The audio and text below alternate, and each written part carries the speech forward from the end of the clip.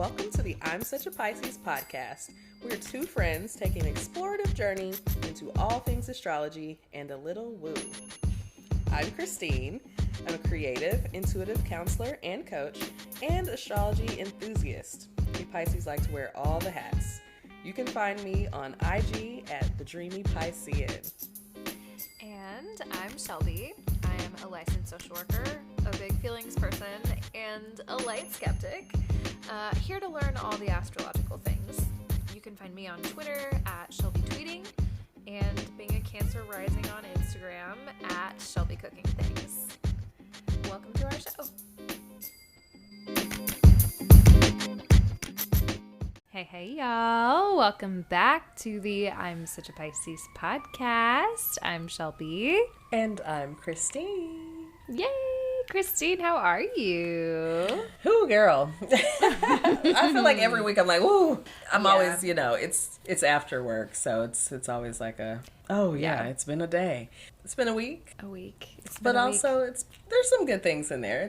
There've been good things. There are highlights, but it's just a lot going on. We're getting close to the winter break, again, I work in a school, and so I am ready. Ready to go. Man, the work up to holiday breaks when you work in a school is like, there's nothing quite like it. It's like literally everybody puts everything off, but all the kids are like going nuts. Like they're so ready to be done. The energy is crazy. I mean, I heard something even crazier today that I will probably not say on the mic. Don't want to incriminate anyone. Ooh, okay. Not myself, but well, it's Sag season still, so we're in that energy. We're in that kind of chaotic Mercury's pre-Christmas. in retrograde. I don't want to. Oh my god, yeah. Okay, I've been thinking about that a lot because I felt like it's like right about to be I'm going to get a little bit of a Christmas break. I don't work in a school anymore, but I do get like a little bit of time off. But I feel like this whole week was crazy busy for me, even though normally my job is pretty like low key. But I've been all over the place today and yesterday and the day before. It's just been kind of wild. So I'm just like, okay, is it because the Mercury retrograde is in Capricorn, is that like doing something to my like my work life, because I think about Capricorn having to do a lot with career. Right. Do you think those things are related in any way? So the thing is, Capricorn is more about career, but remember, Virgo is about your day-to-day work life. So like your day in, day out, that's more of Virgo energy. And so then Capricorn becomes more of like your overall career and reputation. It's more of that like broad sense, or that front-facing kind of energy. Yeah. Huh. Okay, that's interesting. So I'm kind of like, I also had an experience recently where I ran into a coworker who, we mostly, like, I have to do a lot of stuff in person and with families and stuff, but my actual office is mostly virtual. So, like, we don't really see each other ever. We don't really know each other that well outside of this very specific work context, and we saw each other at a bar the other night, and it was like, I feel like both of us had like a different perception of each other all of a sudden because we were like in the same place, and I was just like, oh, what an interesting experience this was. And that was right before the retrograde started. So I don't know. Interesting things to think about and consider during the ye old retrograde. Yeah, I just was like, let me rethink speaking about that specific thing, on the mic. And not about myself, but Right. Yeah. Sometimes you gotta be leave a little mystery for everybody. Leave a little mystery. That's fun. Yeah, it's crimes happening. Yeah. You wouldn't believe how many crimes happen in the social service industry. It's gross out there sometimes. Anyway. Well, it's not us. Let me just say that. Right. It ain't us social folk. No, absolutely not. Not us counseling and social worker folk. It's them educator folk. Anyway. I might be committing some crimes outside of work that have nothing to do with work, but that's a different story. That's all I can say. What'd you call me the other day? Your little klepto friend. My little klepto friend. I was like, my little klepto friend over here. She got a little Santal 33 problem.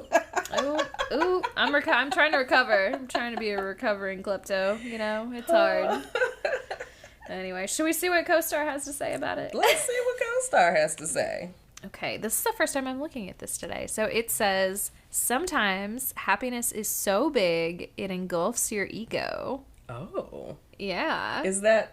That's good, right? I think so. Right? Like, yeah, Your it engulfs happiness the is- ego. So it's like, so I'm not It's even... all consuming. Yeah, I love it. Okay. Yeah. Yes. So maybe I'm in for some happiness today. Some good vibes. I don't know.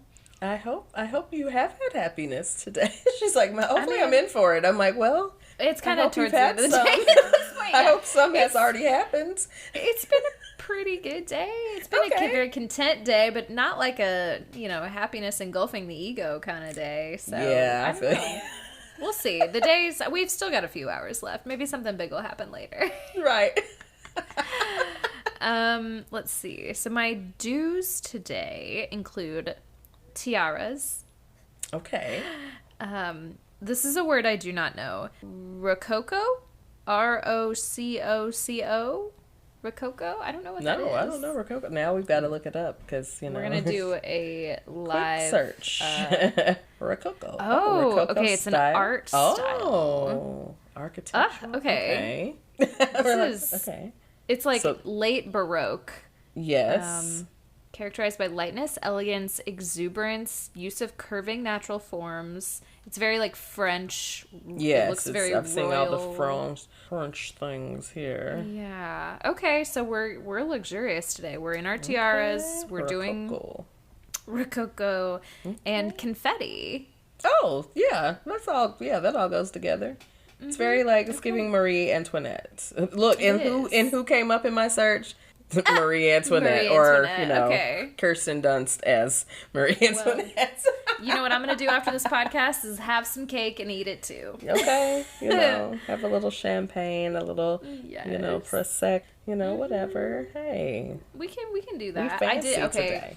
The other day I bought some edible glitter packets. Oh, so I can make some fancy cocktails with edible glitter. Okay, I was like, really... what are we doing with the edible glitter?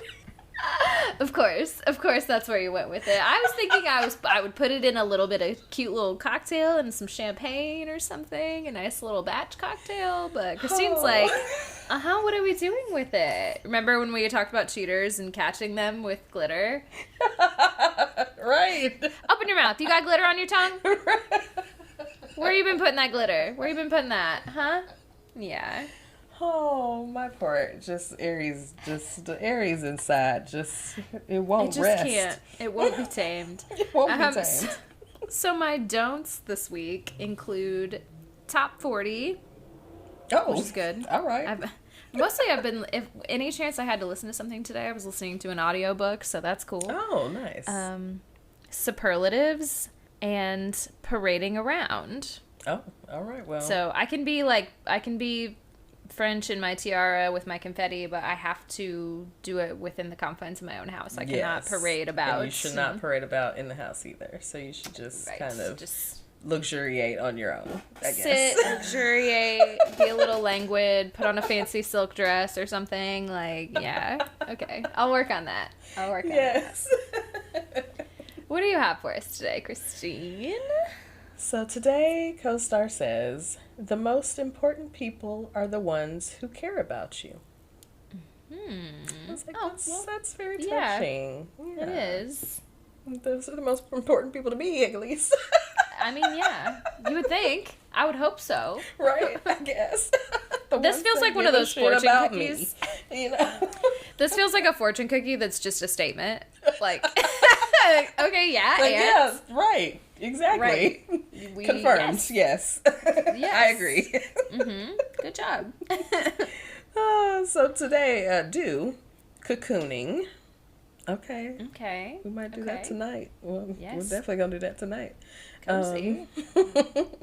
First aid kit. Hope not. For what? Hope's not right? needed. I hope it's not needed.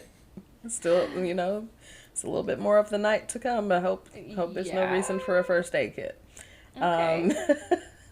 And low light. Well. Okay. I mean. Again, after we're done. Otherwise, Yeah. Shelby couldn't see me I in know. here. I mean, I would be glad to do this in the dark, but it would be a little hard to, I do love to read a facial expression from time to time at the very least. It's like, I am black, y'all. I can't just be in here in the dark. I could turn on my little vibe lights, but it's still just going to be a little shadow. Yeah, we got to have I'm not some going to do that to my girl. We got to be doing this for a little while together. We at least need, want to see each other. Right. Let me see how you progressed since I've moved away, Right. So, my don'ts. Burnt toast. No, thank you. Never want to do that, frankly. Nope. Put it off. Don't put it off. Don't put it off. Well, that's a message I probably need to hear frequently. Right. I'm like, I don't think I've put anything off today, so I think we're in the clear. And blame games. Okay. I've been taking accountability. Yeah, I was gonna say it's really encouraging you to be responsible today. Yeah, I've been. I feel like I've been there. I've been in a good space. We're doing good. Okay, so that's co-star. Okay. I don't know about that first aid kit. Like. Hopefully you don't need it. I'm like, do I have one? If you do, at least you have. Oh, hopefully you have one. Yeah. I think I'm gonna go check one. I think I do, but I think now I'm gonna go check. Maybe that was what it was. It was just telling me to check and make sure I have one on hand. It's Mercury retrograde. It doesn't hurt to be prepared. Yeah. Yeah. Okay. Thanks, co-star.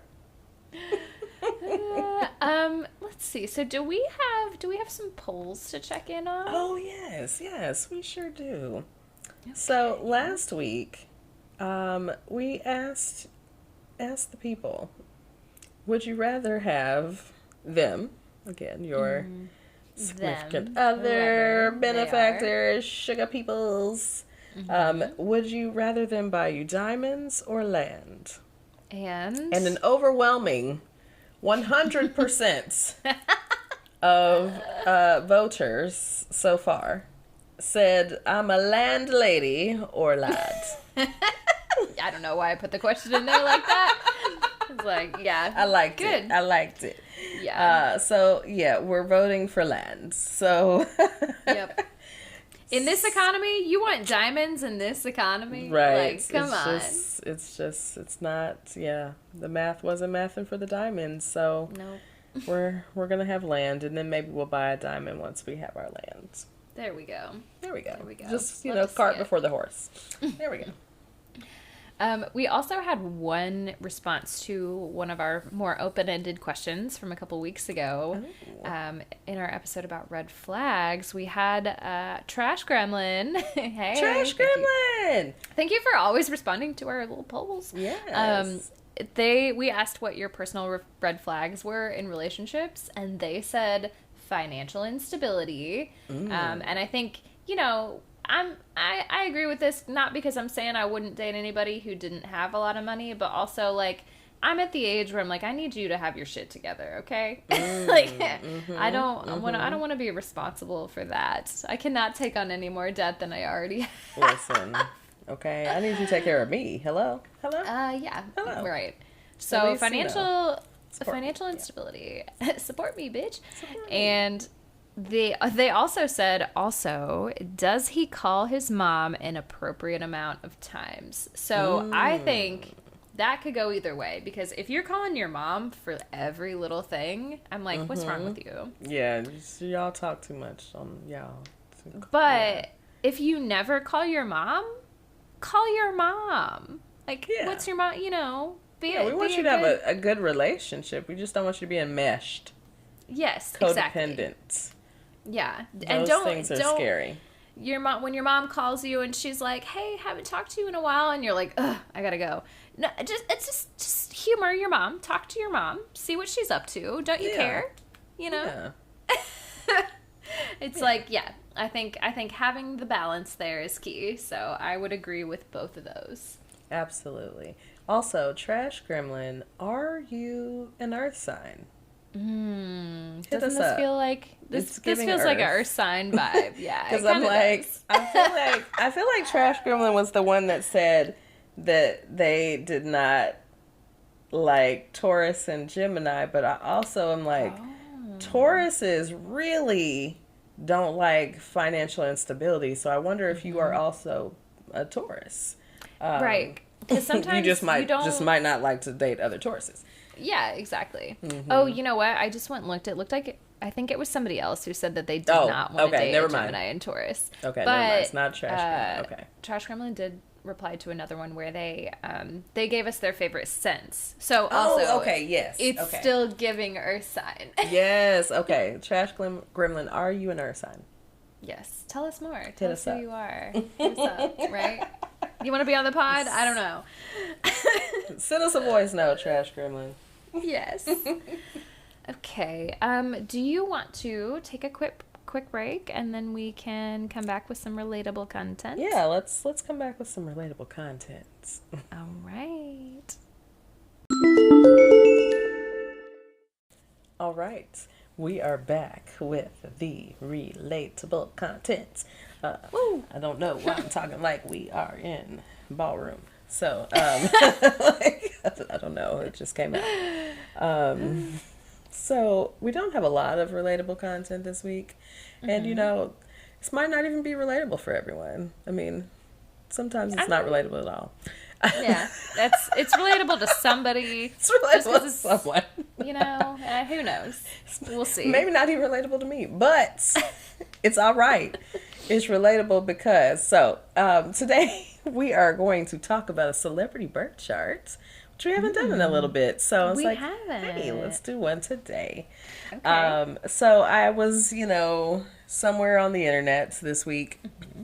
Always. Somewhere. I never know where I am. I feel like every week I'm like, I don't know where I found this. I don't know where I heard this. How did we end up here? I don't know, but here it is. This information. So, Taylor Swift is Time Magazine's Person of the Year for 2023. That's right. Shout out to her. Swift herself. Can I ask you, before you give us her celeb birth chart, do you have strong feelings about Taylor Swift one way or the other? Not strong feelings. No, not strong. I don't know. I just, I watched her documentary on Netflix a little while back. Was it good? A year or two ago. It was interesting. Yeah. I was interested. I was, I watched it all. Yeah, I feel like that. I gotta say, I really respect her. I respect her. I think her. That's what it is. I respect her. I've tried really hard several times to like her music, and some of it is catchy, but for the most part, it just does not really do it for me. And a lot of people tell me that I'm very wrong about that, but it's just not my thing. But I have to say, recently she has done a lot for the city that I live in. Oh, okay. All right. Because she's dating Travis Kelce, who plays on the Chiefs. Mm-hmm. She's been here in Kansas City quite a bit. Like, she's brought several things here that I think wouldn't have otherwise been here. A lot of publicity. A lot of people are talking about Kansas City in a way that I don't think people ever really gave a fuck about a Midwestern city prior to this, Right. So it's something. It's something. I mean, and I have to, I guess I have to mention this story now because we're talking about Taylor Swift. Mm-hmm. And I, can't forget about the time that I met Taylor Swift, right? Oh, yeah. Have we told this on the pod before? I don't know if we've told this on the pod. So here we are. So, please tell. Some years ago, if, I don't remember how much I tell about what I do outside of whatever and all the things I do. So I'm a creative, right? So I live in a craft store, particularly, like a Michael's, a Hobby Lobby, a Joann. We love it. So there's a Michael's that I frequent here in town, and it is probably the central Michael's in Nashville. So, I'm just bebopping around, right? I'm in Michael's. Bebopping around in the Michael's. Literally bebopping around because I'll be coming in there for one thing and find all, it's a problem. Find all kind of things. So I find myself, I'm walking down this, I think I was in the frames aisle. And I'm walking down, I walk past this girl she's dressed real nice. Like, had on a red dress.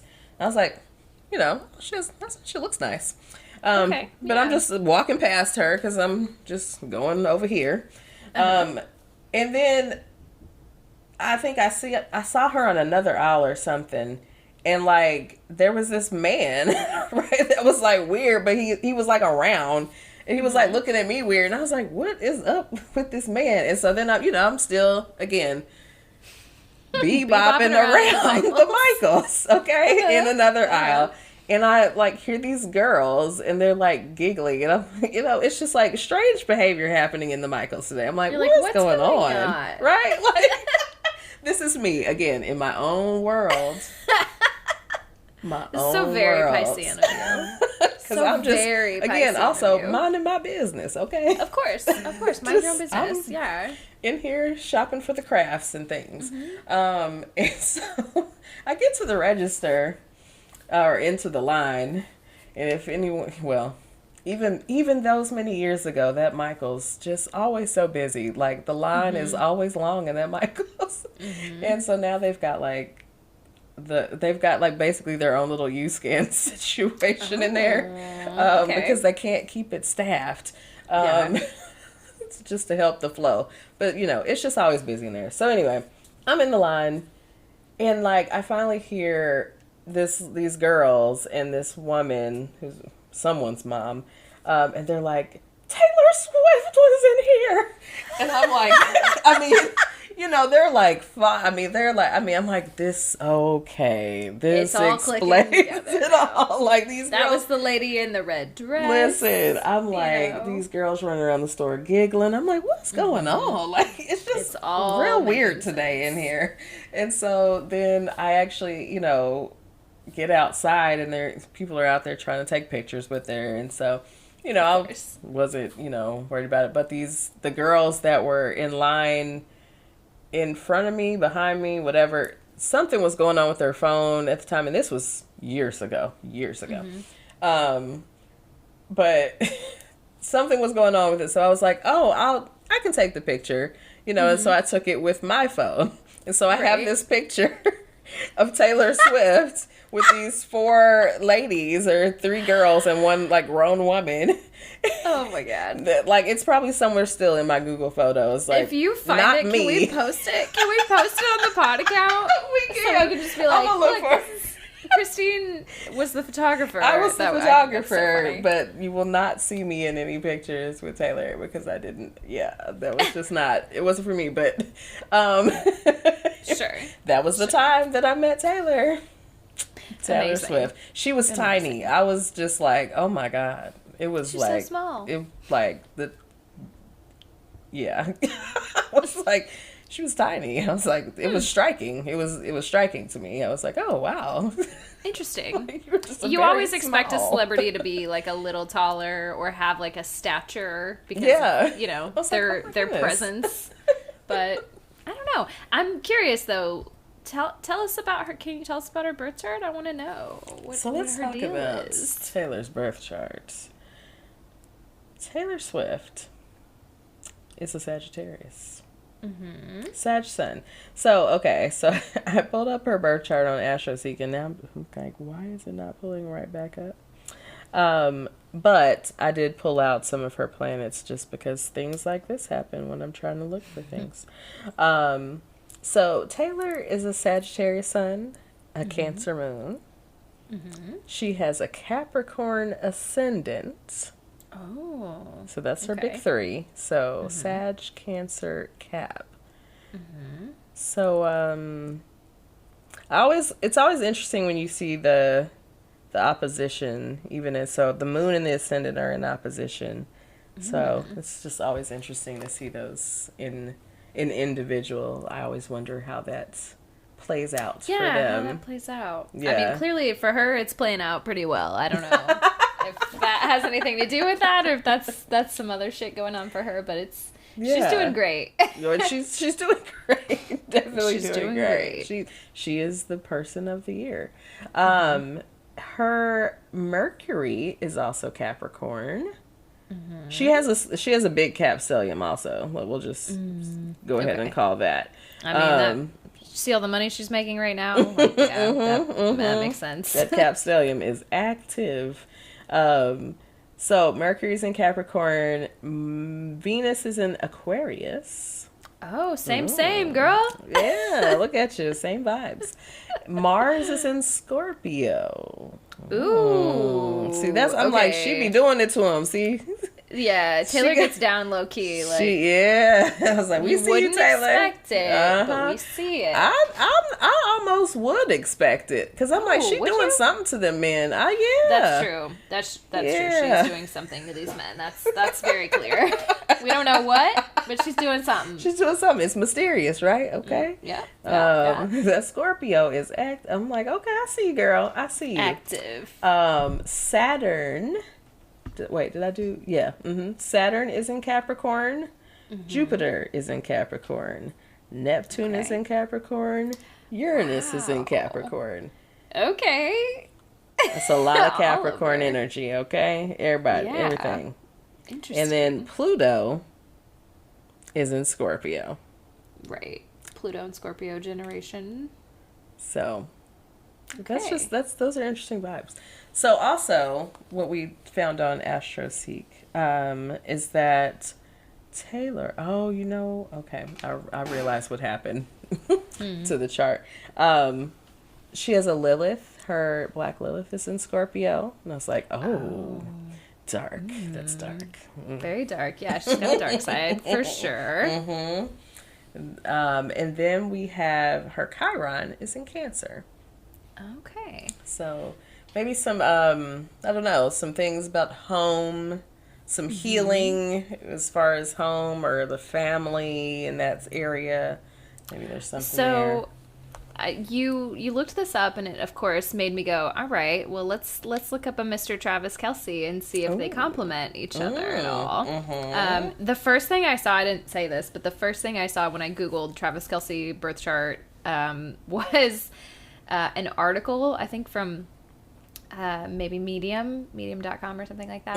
And it was just an article that said, sorry to say it, but Travis Kelce's birth chart looks a lot like John Mayer's, which is Taylor's previous boyfriend. Oh, interesting.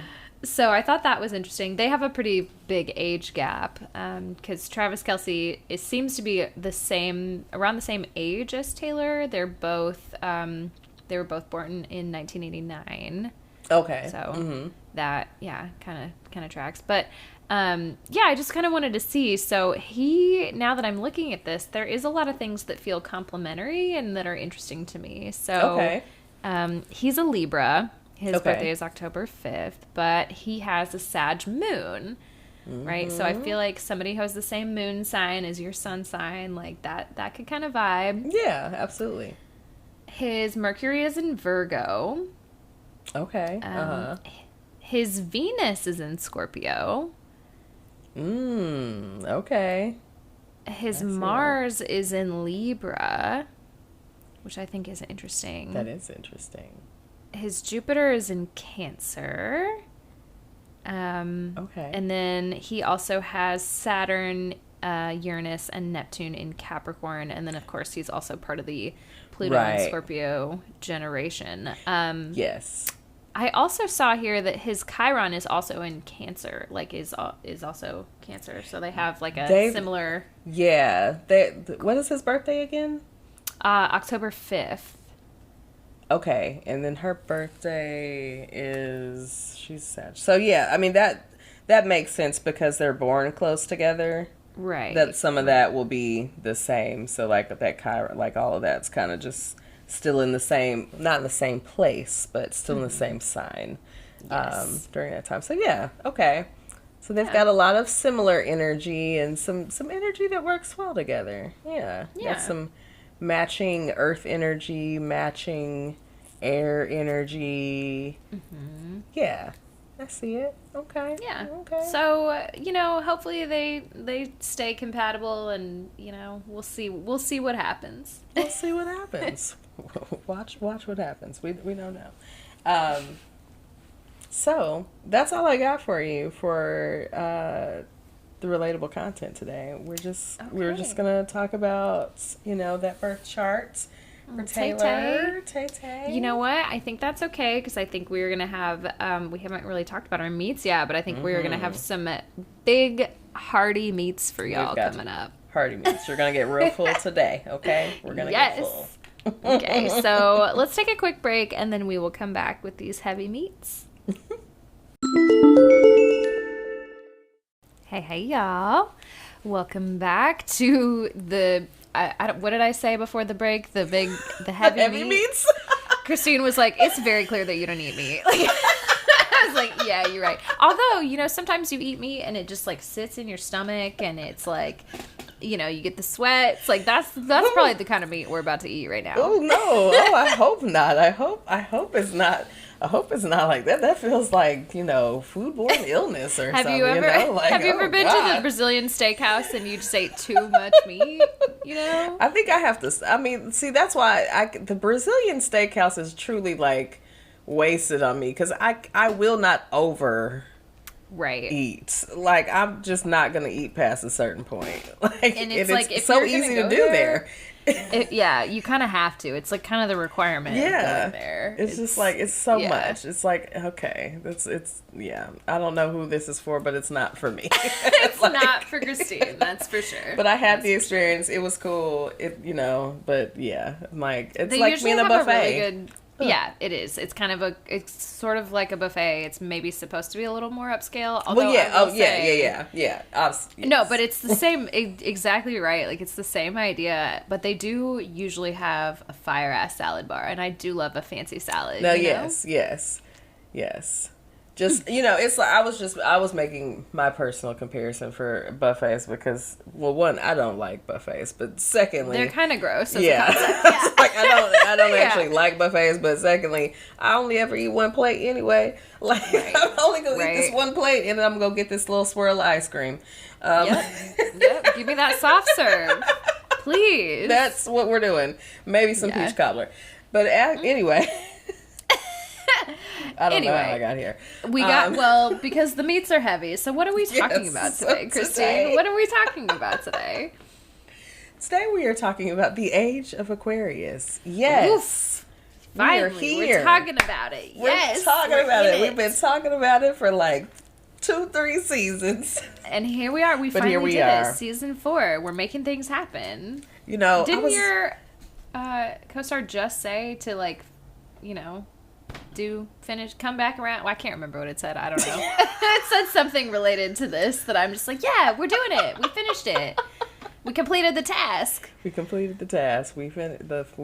closed the loop. There we go. So we are finally talking about the Age of Aquarius. And, I think maybe I was just like, I was intimidated by it for a minute. Like, there's so much. Like, how can I, do all the research that I need to do? And so, sometimes we just, we trip ourselves out. So here we are. We're here. We're ready. We're talking the Age of Aquarius. Many people have heard about this age. Maybe you've heard it in a 70s song or something.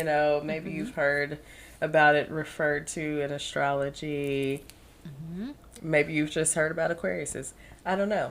But, I mean, if you've been listening to this podcast at all, you definitely have. Hello, dear Aquarius men. Right. So we are not talking about Aquarius men today or women or anyone else. We are talking about the Age of Aquarius. So what is the Age of Aquarius? What is an astrological age? Yeah. What do we mean when we say this, right? So, when we're talking about an age, we're talking about a great age, and that is associated with the position of the March equinox, and that the age lasts about 26,000 years. Oh my God, I did not realize it was that much time. That's so long. It's a lot of years. 26,000. What the fuck was happening 26,000 years ago? What was happening? I don't even know. Like, I don't know. What? Yeah, I don't even know. So, well, there is some astrology books that, talk about what was happening in the ages, but we're not talking, that is not our episode topic today. We're specifically focusing on this Age of Aquarius. But if you want to do a little research and get into some ages, you can, get into like those, how that shaped our, human history and the things that were going on in those times. So each age is going to represent the time the sun spins in a sign's constellation. So the age is going to last about 2,000 years, right? So we have a great age, 26,000 years. And then you have an age that is the time the sun spins in the sign's constellation, that is 2,000 years. Okay. Okay. Okay, that makes sense. So earlier this year, March 2023, the location of the sun on the March equinox was in the constellation of Pisces, but also was on the border of Aquarius. Okay. So, most astrologers believe that the age of Pisces began around the year of 200. Okay, so we're talking like 2,000 year increments. Yes. Not the 26,000 Not the great age. Years. But okay. we're talking about Got it. the age. Okay, yes. And so, I know it gets kind of like great age. Yeah. So, the age of Pisces began around the year 200. So that would place the age of Aquarius beginning within the next few hundred years. Okay. And so there are differences of opinion on this. So there's no clear date of when exactly the age of Aquarius begins. And when I tell you there are differences of opinions. Is that just because we can't like see it? Like we don't have, why is there so many variations of opinion? Like, I think so. I don't really know exactly why there's so much like variance, other than like, I think when we talk about, I think of it in this way, and this might not be right at all, but this is just my theory, so okay. We're gonna run with it. Okay. So I think about it like when we talk about like any kind of shadow period or anything, right? So right. We have this age that's this like 2,000 or 20, a great age, 26,000 years. Like, so think about the shadow on that, right? Like the kind of the. It's going to be a long time. Yeah. Several lifetimes. For right. us, right. So like when does that energy really start kicking in? So it's like, even if we're not in the exact age of Aquarius, we might be in that shadow, if you will. Right. And then we might be starting to feel some of those effects. So I think maybe that can kind of attribute to why there's so much conflict. No, variety. Variety. Yeah. The variety of opinions on when this actually starts. So some say this new age was ushered in back in March 2021 when we saw the conjunction of Jupiter and Saturn in Aquarius, right? And so that happens once every 800 years. Okay. So some people were like, okay, that was about the time where it started. And so it would likely be safe to say at this point that we are at least in the shadow, right? We're in the shadow. So whether or not it has started exactly, I think we're starting to feel some effects. For sure. Okay. Tell us about it. The Age of Aquarius is often associated with themes of innovation, progress, and the shift towards collective consciousness. It's believed that it's going to bring advancements in technology and a greater focus on humanitarian efforts and a more interconnected global community. Ooh, I fucking hope so, because man, we could really use that right now. So now, if we think about it, think about how interconnected we are as a global community already, though. Think about how social media works and how we are, we're becoming more connected, where before we didn't have those kind of connections to people outside of our immediate community, So like we're already, we're making those connections now. The greater focus on humanitarian efforts. We would like to see them. Maybe that's a little later in the age because we're not doing nearly enough. We're seeing a lot of advancements in the technology. So the Age of Aquarius also has a lot to do with, the good of the group, right? So remember we talk about Aquarius, that's, community and, our, society, people around us. So we're thinking about what's good for the group, personal detachment, and concerns for the eclectic whole. Eclectic whole? I kind of like that. Aquarius, the eclectic whole. Of course. It's about to get weird. Yeah. So now when we talk about one sign, we can, get some information from thinking about its opposite. So the opposite of Aquarius is Leo. And so Leo believes in individual sovereignty and has passionate feelings and the ability to decide for oneself the appropriate course of action. So, we can pull some of that axial energy, if you will, from Leo. So, do we see themes of this dichotomy starting to play out in our current society? What do you think? See, like, I don't know, because like I said, I think in some ways, yes, like I agree, like the social media and the interconnectedness. I do think that people are sort of like have their eyes open and are like kind of craving more of a communal space more so than they were before. In a societal kind of way. Like we're trying to move towards more humanitarian stuff, but there's just so much in the way of that happening right now, I feel like. So, maybe there's some stuff there that's gonna be overcome in the next few years or few hundred years or whatever. Yeah. I think about this Age of Aquarius and like thinking about the shift towards that collective consciousness and thinking about even thinking about consciousness in and of itself and, how there's Aquarius kind of gives towards when we get into like spirituality, if you will, like it definitely leans towards esoteric. It definitely leans towards kind of like a little more forward thinking or, different thinking. Yeah. And so, maybe some conspiracies even, it's going to lend towards some of that energy. And so it's interesting to see that kind of pop out. And then you think about the Age of Pisces, there was more religious influence. And so we're kind of starting to see a little shift in that.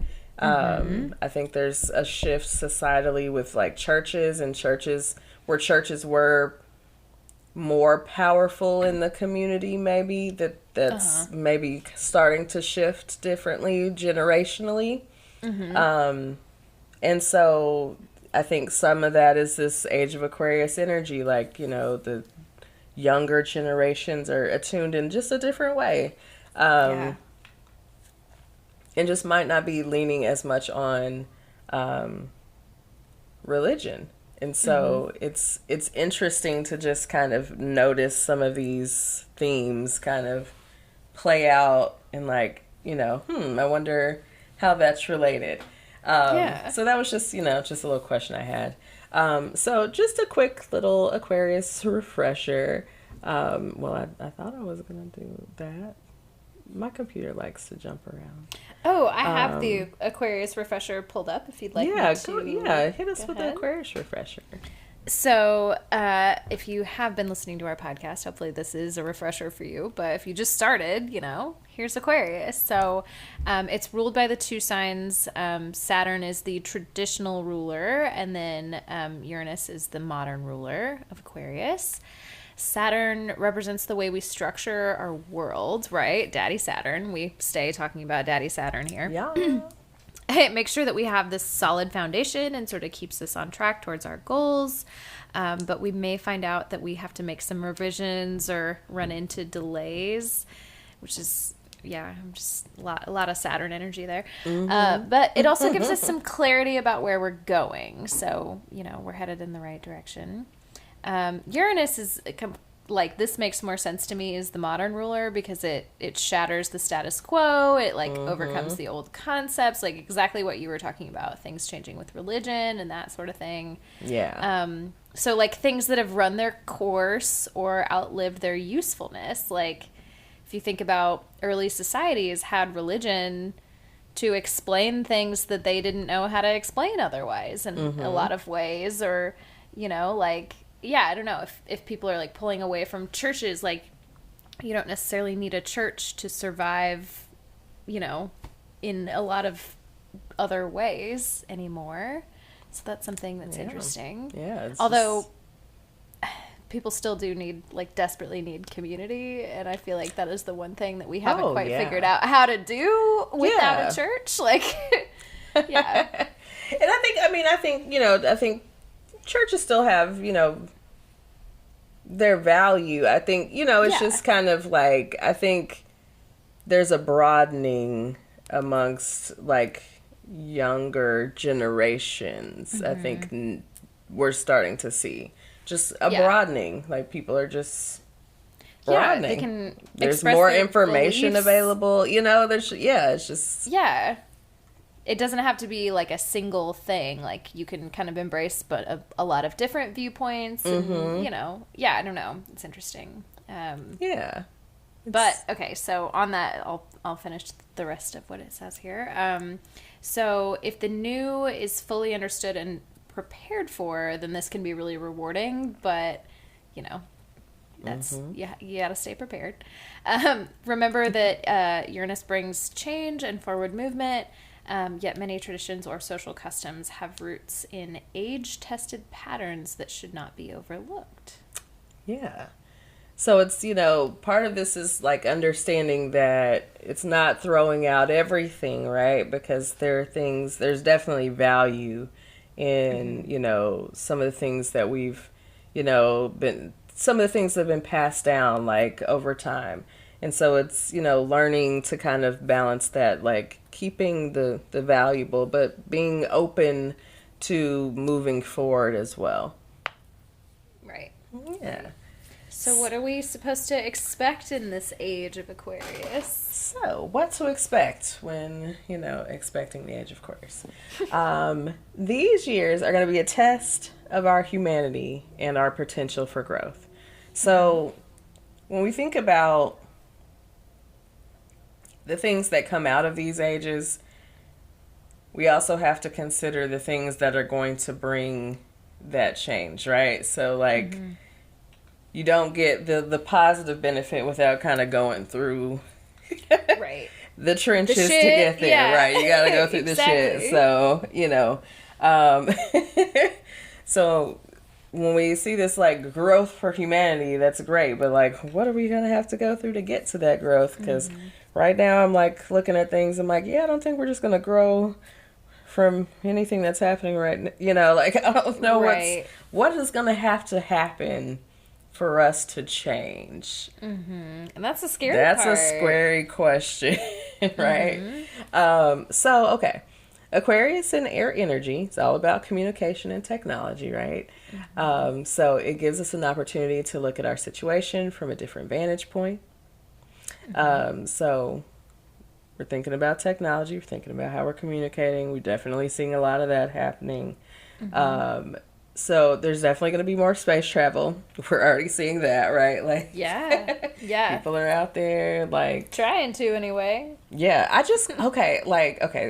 a quick side note. Yes. I just got like this notification that there was like these big like what were they called?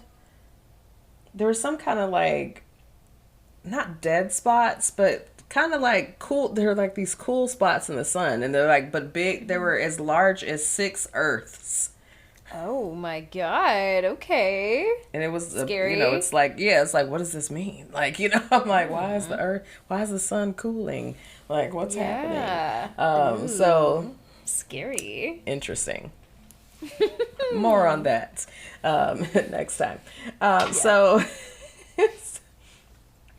these are the things that are happening. So people are out there in space checking things out. So we're learning more things about, we get to see all the cool pictures from, the NASA, the webcam, and, just all the just amazing looking things that are happening out there in the universe.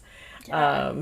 So we're like, are we going to get to see that? I literally had a child that was talking to me about being able to go to different planets and see, talking about all these things that exist in the galaxy, and they're like, there are these other galaxies, right? And don't there's got to be other humans out there, and I was like, or other life forms, there was something out there. And I was like, she kept talking. I was like, I think you would enjoy this show. It's called Star Trek. She was like,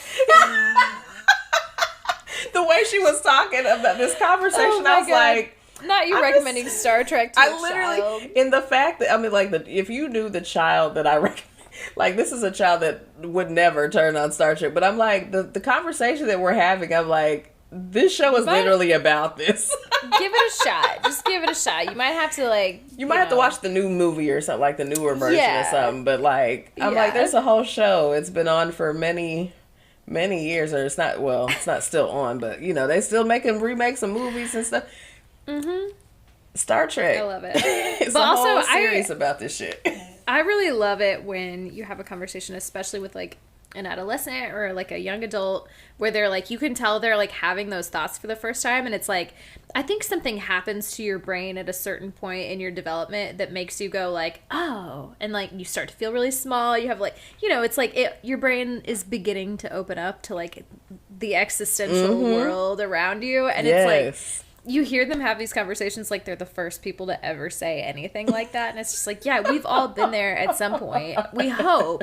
If you didn't have your development arrested when you were 14, hopefully you have had these thoughts at some point about there's more than just me out there. Yes. In whatever context, but a lot of times for rebellious teenagers, it's life. And there's something really whimsical and sadly teenagery about the stars, and I don't know. I love that. I love that you were having that conversation with a child.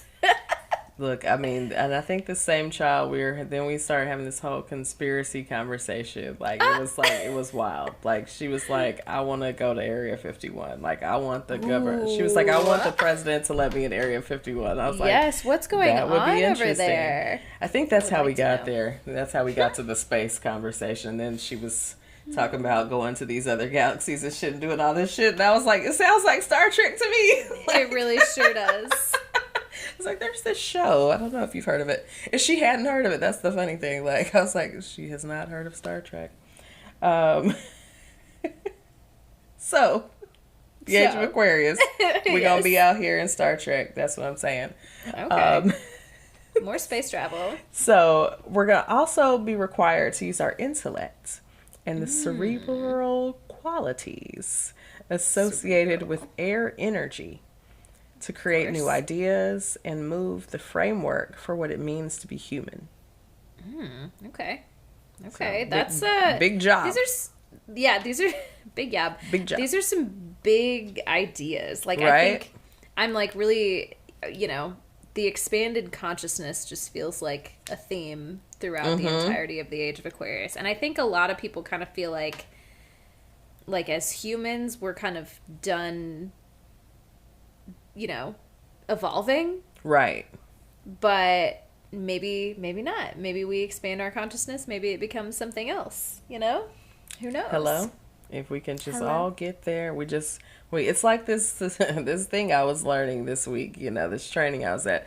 The synchronicity of it, we got to get there together. We all got to get there together. Yeah. So if we don't all get there together, we ain't gonna get there. We're not gonna get there. Straight up, we're not gonna get there together. Got to come together. Ooh. Okay. So this is Aquarius, right? This is what we're trying to get to.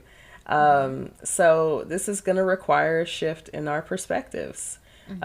So Aquarius is all about the collective responsibility, right? Like we're not just, this is not Aries energy, right? Like this is not me. It's just me. Yeah. This is everybody, and we're all responsible for each other. Huh.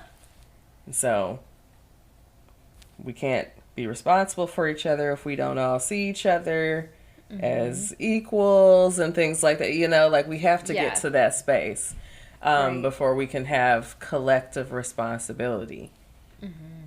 So big job for us.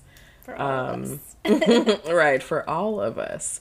So another thing we talked about, technological advancements, right?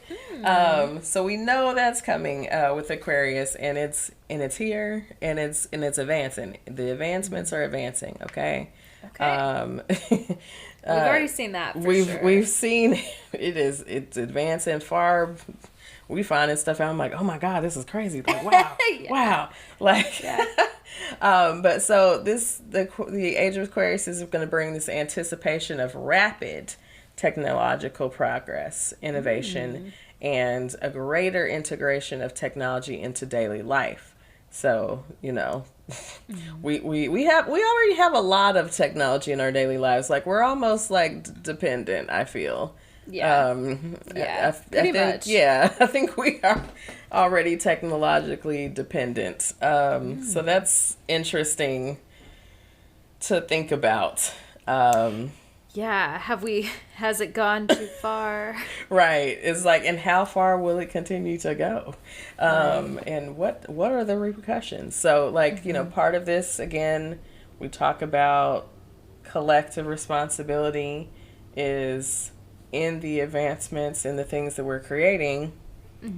How are we thinking about how this affects us in the long run? I think we're not yet to that shift. We haven't made that shift. We're still trying to get a lot of people on board that one for sure.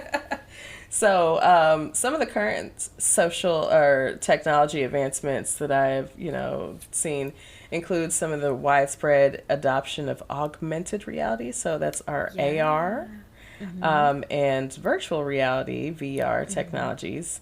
And the continued development of social media platforms with enhanced features. A lot of enhanced features. Yes. A lot of enhanced features on social media. Talk about augmented reality. Right? And so we're also seeing the integration of artificial intelligence, AI, in various social applications. And I'm definitely seeing a lot more AI in my social. I'm like, wait, I thought I was responding to this. Wait a minute, I'm not talking to the AI thing. Wait, what's going on? Yeah. The thing in Snapchat always pops up and I'm just like, I don't want you. I don't want to talk to the AI, okay? I want to talk to a real person. Okay. It's like real person. Yeah, please. Anyway, a lot more of that lately. A lot more of that. And so, additionally, we've got advancements in communication tools, collaborative platforms, and the increasing use of data analytics for social insights contribute to the evolving landscape of social technology. So we definitely know about that. Like, definitely me analyzing all the things all the time. All the things all the time. All the things. So looking at the numbers, looking at this, looking at that. Oh, these kind of people listen to this, and just getting into all the data. So there's a lot of data selling happening. Yes. My data, I just kind of gave up on trying to hide my data, save for my credit card information, whatever, you can have it. If you really need to find me, you probably can. I'm telling you, at this point, I think it's too late. It's just, it's too there's late no for privacy, me. You with your 6 Instagram accounts, right. Right. And that's just Instagram. Yeah, we were talking about, did we talk about this scam? Well, we're on topic. The scam that they're doing right now with the voice, the AI voice that mimics your loved one. Oh. Or someone you know. Oh my but God, they're no. It's Yes. horrifying. So this happened to my coworker actually like last week. And it was like this 2-hour traumatic event. Like she thought her daughter was like kidnapped. Oh And my they were, God. I mean, demanding money and all this stuff. But they use like some kind of AI bot and they mimic, they get the voice from like social media or something. And I'm like, well, damn, we have a whole podcast. So like, Right. like my voice is Yeah. just out here, baby. Like, it's just out here. That's crazy. I didn't know that people were getting, like, was she targeted by someone specific, or like did she, is it just totally random? Like, I don't know. And you just, I don't know how, I don't know. I get into like, it's sad because, it's like people just use things that are cool, like things that are like, can be useful. use it for good, God damn it. Into Like, something evil. right. Like, And that it's is like the scariest shit, But that could be literally anything, and it's like, okay, was it even worth bringing into the world if we were just gonna do this like terrible shit with it instead of like using it for, I don't know, just like the things that we focus our effort on seem so crazy to me. Like the things that our society puts value on, it's just like we got to get that together before we like I don't know, are gonna go anywhere in this particular age. I blame capitalism, Man, everything comes back just comes to back capitalism. to capitalism.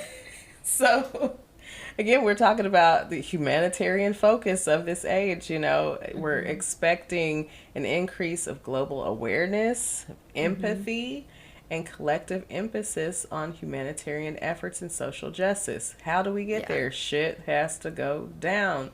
So what are we saying? Shit's gonna go down because we have to have something move the needle.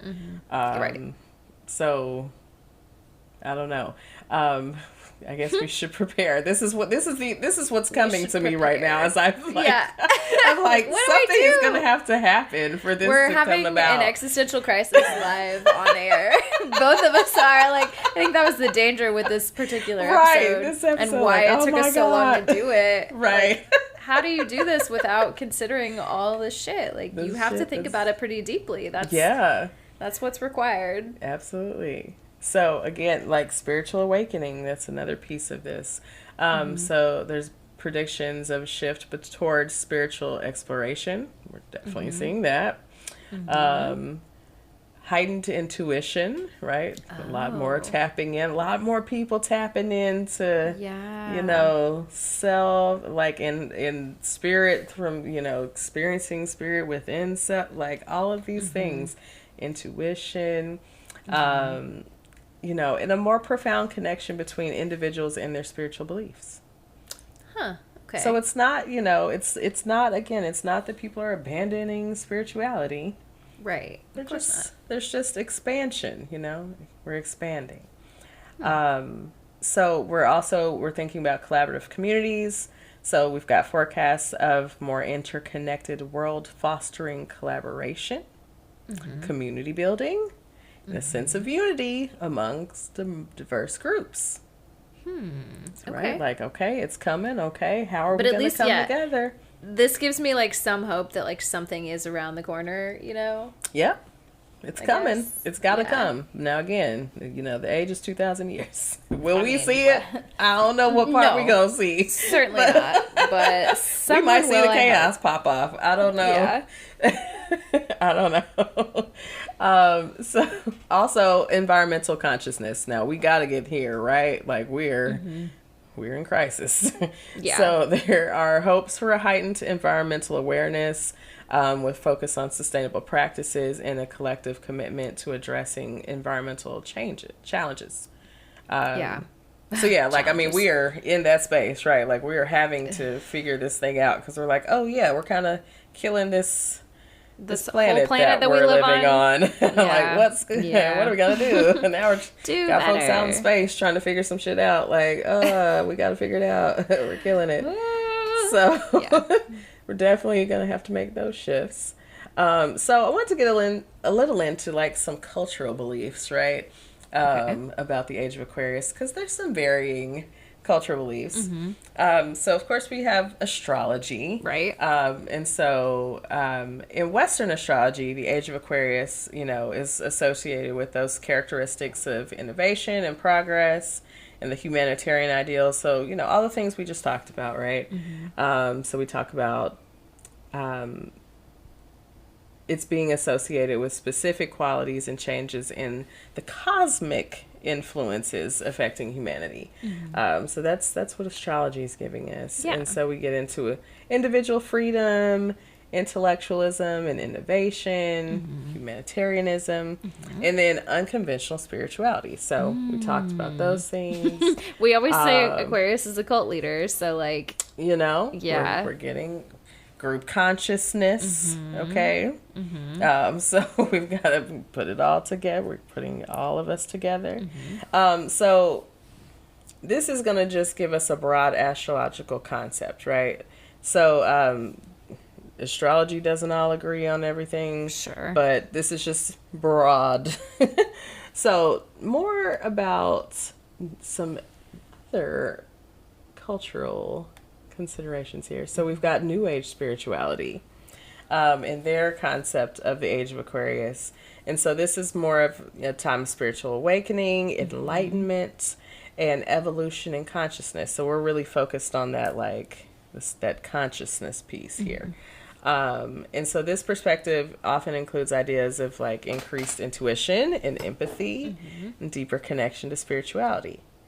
So a lot of your like spiritual communities, if we just, if we get closer to this, then we're all going to evolve, right? We're talking about evolving consciousness and, and then you get into some other things we want, get into like 5D. It gets real woo-woo, like real fast. It gets real woo-woo over here in the New Age place, but New Age spirituality, the Age of Aquarius is often viewed as, a time of profound spiritual transformation and awakening. So we've got conscious evolution. So we've got New Age thinkers. They often emphasize the idea of conscious evolution, suggesting that humanity is undergoing a collective shift in awareness and consciousness. So, and this is going to be seen as a crucial part of our spiritual evolution. Okay. So we're in a crucial stage as far as New Age spirituality is concerned. And so then we've got unity consciousness. So then there's the belief that in the emergence of a unity consciousness during the Age of Aquarius, where people are more interconnected and aware of interconnectedness with each other, the planet, and the cosmos. So, okay, so we're all, this is very like, everything's connected. Everything's connected. Everything is everything. Yeah. Everything is everything. Yes. Which, okay. So this is so interesting to me because especially considering like we're coming out of the age of Pisces, and I feel like it's very Piscean of us to be like so accepting of these ideas. Like, I'm like, yeah, totally. Everything's everything. Everything's connected. Like, there's so much more. Right. It's almost feels like sometimes when I think about these sorts of things that like there's a level of consciousness that I can acknowledge is like there, and there's like more to it that I don't understand, but also like I don't understand it, so I'm kind of just like, right. Okay, yep, there it is. It's up there. Why wouldn't that be a possibility? But also I can't explain it to you. I don't really know. Like, yeah. I don't know. It's just, it's like, yeah, but it's there, yeah. I'm just doing the whole thing where I'm thinking in concepts. Like, that feels like what the Age of Aquarius is trying to give us. A lot of conceptual thinking, absolutely. This might be the most, I know we're talking about the Age of Aquarius and it's not ruled by Neptune, but this feels like a very Neptunian episode. It does feel very Neptune. That's interesting. We're talking about so many like meta concepts. I feel like meta concepts and like just things that are hard. Even I'm struggling to like wrap my brain around it a little bit. But I'm also like on the verge of having an existential crisis. I know. I'm trying not to take it too deep on it. Yes. Anyway, go on. I just had to say that. So our New Agers are also getting into alternative healing practices. Yes. We love that. We're all about that shit. Okay, energy work, holistic approaches to well-being. And so the Age of Aquarius is sometimes associated with an increased acceptance and integration of these practices into mainstream culture. Oh. Definitely seeing some of that. Yeah. Like, some of my favorite reality shows, we got the girls going to sound baths. I'm like, okay, look at y'all. Yeah. Okay. It's almost, Like, it feels like we're like kind of almost reverting back to, like, we're moving away from Western medicine in a lot of ways. yeah, And, like, there's reaching a lot into more, yeah. ancient practices, but they're also like becoming modernized and like more widely accepted. Like, people are researching science behind these sort of ancient healing alternatives. Like, yeah, I don't know. I think this is interesting.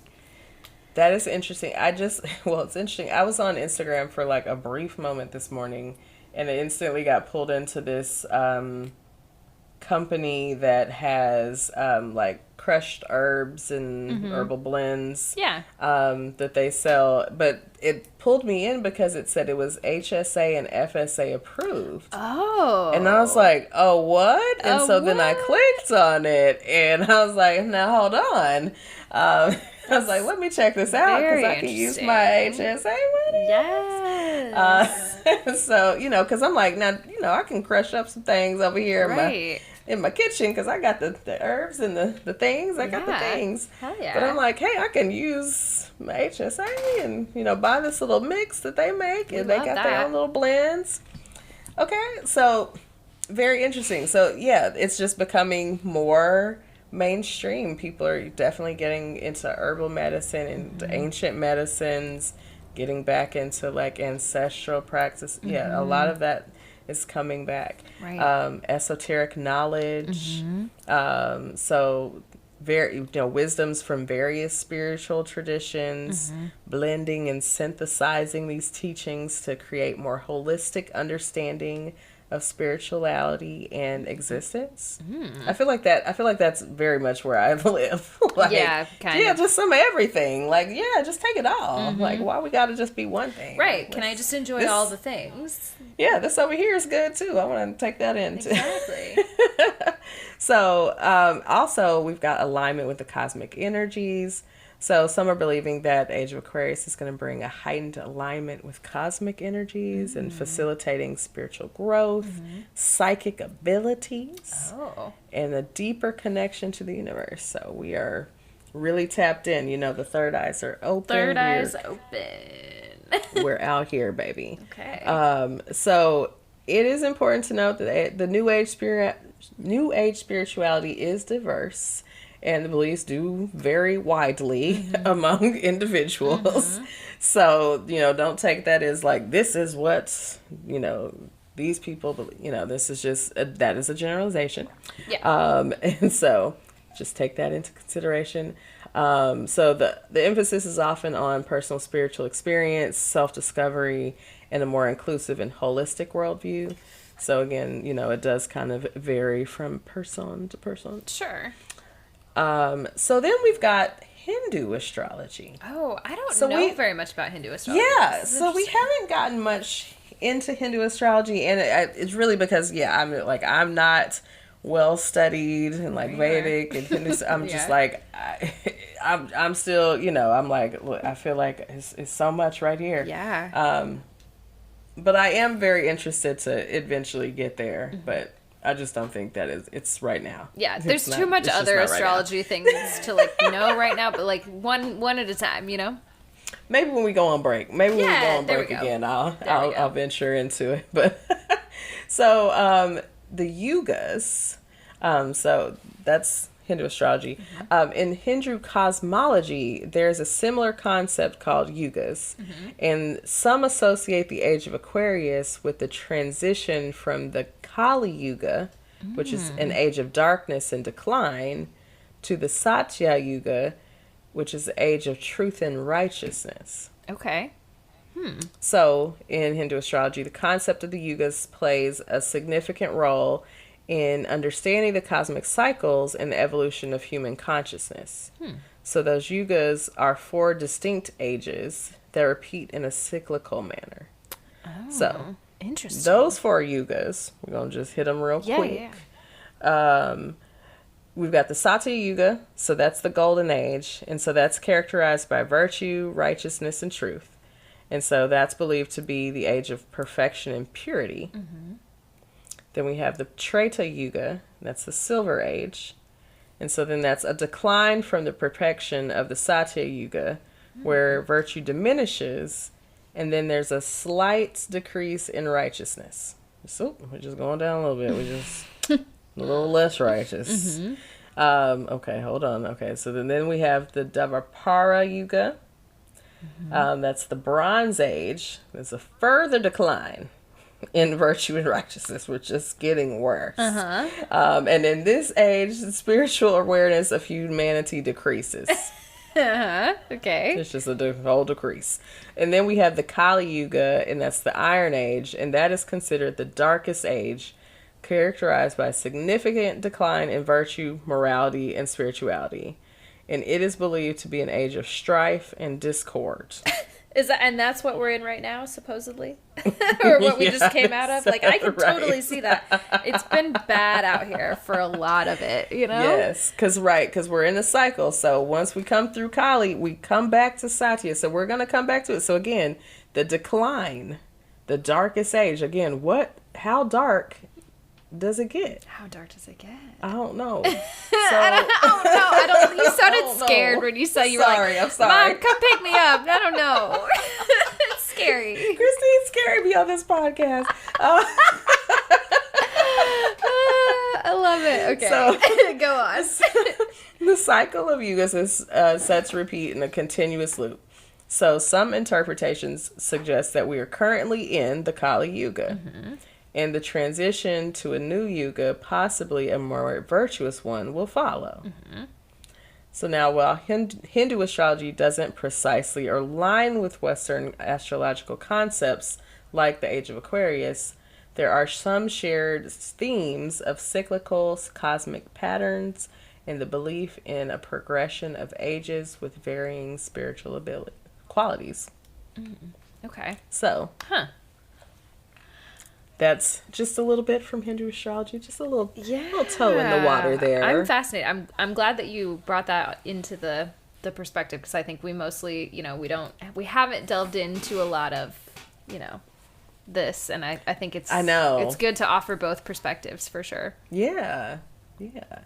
So another perspective we talk about is the Mayan calendar interpretation. So I don't know if anyone saw, the movie 2012. Or, we all knew what was coming in 2012. Everyone was like, 2012. Mm-hmm. So while the Mayan calendar is distinct from Western astrology, like nothing, very distinct. Mm-hmm. Some people do draw connections between the end of the Mayan long count calendar in 2012 and the beginning of a new era, mm-hmm. which some may think or may link to the Age of Aquarius. Okay. So the Mayan calendar is known for its precision and complexity, and so it consists of various cycles, and one of the notable cycles is the long count calendar. Mm. While the Mayan calendar doesn't explicitly align with the Western concept of the Age of Aquarius, there are some connections and interpretations. So, okay. The end of the long count in 2012, some individuals influenced by New Age beliefs. This New Age shit's coming right back for you. The New Age people. They're very influential. Yes. Associated the end of the Mayan long count calendar in 2012 with a transformative period. So while mainstream Mayanist scholars rejected apocalyptic interpretations, some saw it as a symbolic shift in consciousness. Mm. Okay. Mm-hmm. That would make more sense, because obviously we're still here, mm-hmm. unless we switch timelines or something. I don't know. But Hey. The world didn't end in 2012 as some suspected. So that would be a good explanation. Mm-hmm. So then we have galactic alignment. Ooh.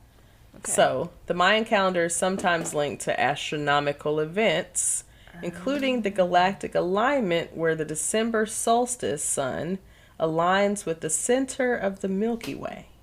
Okay. And so this alignment is said to occur around the same time as the end of the long count, contributing to ideas of a significant cosmic shift. Okay. Okay. Okay. So then we have a transition to a new era. So rather than predicting a doomsday scenario, some interpretations suggested that the end of a long count marked the transition to a new era, potentially characterized by spiritual growth, higher consciousness, and positive transformations. So that, that feels like, okay, all right. Yeah. That's Lincoln. That's Lincoln. And so it's important to note that Mayan civilization did not explicitly predict cataclysmic events associated with the end of the long count, and many scholars view such interpretations as speculative and not rooted in Mayan beliefs. Sure. But the Mayan calendar is, with its intricate cycles, does reflect Maya's sophisticated understanding of time and astronomy. Okay. So they was doing their thing. Yeah, Okay? they sure were. They sure were. They thing. So the last thing we are going to get into is just a little blurb on esoteric traditions. And so, it's kind of links, with our new age, esoteric, we're all out. Yeah, there's a lot of overlap here for sure. Yeah. So esoteric and mystical traditions may have some unique interpretations here. So often tying the Age of Aquarius to spiritual growth, higher consciousness, and harmonious coexistence among people. So if you notice those themes, like even throughout, like aside from the doomsday, I guess, like predictions. Right. Most people are, most belief systems are that they're, there is this time that we, go through this thing, right? And then there's a greater consciousness and morality and like growth and evolution that comes in this time. So what to expect in the Aquarius age? Man, I feel thoroughly terrified. But, I feel like this is information that we needed to hear, I think it's like, I think of it like, maybe I'm channeling Jessica Lanyata right now. I don't know. It's like, not for us to be afraid. Yes. But, we know we have some challenges ahead.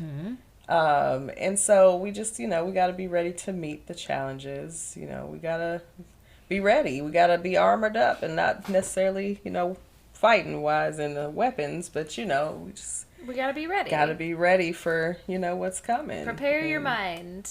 Yeah. Use your intellect. Yeah. Think Hopefully critically. it doesn't have to come to anything crazy. Yeah. But we gotta come together. We gotta figure it out. Exactly. We're not gonna make it if we don't. We're not gonna make it. We all we got, y'all. We all we got. Well, I was about to say, should we take a break so we can kind of prepare our minds or, kind of get ready for the Age of Aquarius. But also we don't have a horoscope this week, so... We don't. Do we just leave them with the Age of Aquarius? Did we just leave it there? Did we just leave it there? Yeah, I guess we do. Leave you this week. I think that's where we leave you this week. So, we're not on a bad note. No, we're just, it's still hopeful. There's a lot of great things coming, I think, it sounds like in the Age of Aquarius. Now it's a long age. So, Look, again, what part of it are we going to see? I don't know. We might just see a lot of technology advancing, and then later as we're like ghosts or when we're reincarnated or whatever we're about to do. While we're ghosts, we'll be like, damn, this would have been nice. You're like, ooh, they fucked it up. That's where they fucked it up. It wasn't us. It wasn't us. Yeah, there we go. Well, yeah, maybe. We'll see. We won't really be around by the time it gets good, but we'll, I don't know, man. Or we'll see. Oh, no, it was us. It was us. Oh, it was definitely us. We were definitely the problem. Yeah. We were the problem. For sure. Well, right now, I want everybody to go ponder whether or not they're the problem. And then while you're at it, maybe, give us a shout on social media. Christine, you want to tell them where they can find us, how they can reach us? Hit us Trash Gremlin. Hit us up. Hey, hit us up. I don't even know if Person? you're a girl. I'm sorry. Trash person? Hit us up. They identify as a gremlin, obviously. Gremlin. Hit us up. But if you would like to contact us, comments, questions, requests for readings, anything you like, our email is suchapiscespod@gmail.com. Hey. And that's spelled SuchaPiscespod@gmail.com. And as always, you can also find us at Such a Pisces Pod on Instagram, Twitter, Facebook, Threads, TikTok, like literally anywhere you can find us. We're at Such a Pisces Pod. So we out here. Hit us up, answer our polls, send us an email, rate us 5 stars, all of the things. All the things, y'all. And as usual, stay safe in these streets. And of course, seduce and scheme safely. Okay, protect your energy, y'all. Bye. Bye.